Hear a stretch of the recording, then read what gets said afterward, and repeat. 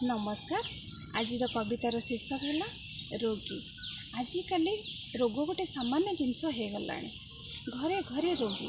तेणु से रोगी मान प्रति आमर कौन कर्तव्य करने आवश्यक मुझे कविता मध्यम आपण मानक शुणा जाऊँगी।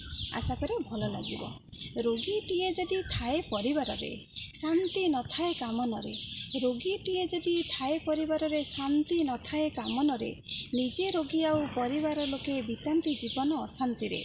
एतिकी कहूची हे भाई भौणी, एतिकी कहूची हे भाई भौणी, रोगी को केबे घृणा न करिब, औषध पाथी सेवा मनोवृत्ति रोगी को सर्वदा देव।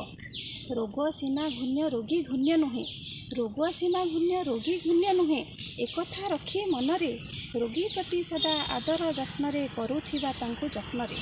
समस्तंक संगे समान भाविबा, समस्तंक संगे समान भाविबा, स्नेह श्रद्धा बेसी देले भाविबनी सीए अवहेलित मु ए परिवार समाज रे।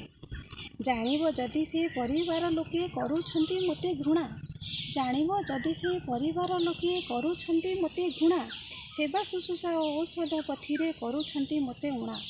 ईश्वर ओ निज उपरे ताहार आसीजीव अभिमान, अवहेलित मु बंचिबी काहीं समाजे नाही मो स्थान। मन उपरे ओ भाव सृष्टि हेले शरीर हेबटी क्षीण, मन उपरे ए भाव सृष्टि हेले शरीर हेबटी क्षीण। परस्पर संगे जड़ित जेहेतु शरीर आत्मा हो मन। अनुरोध करे हे भाई भौणी, अनुरोध करे हे भाई भौणी, रोगी प्रति सदा हेबा तत्पर। स्नेह श्रद्धा प्रेम दे ताकू आमे भल पाइबा निजठू निजर। आमु आचरण देखिता मनरे, आमु आचरण देखिता मनरे, बंचिबा पाही आग्रह हेब।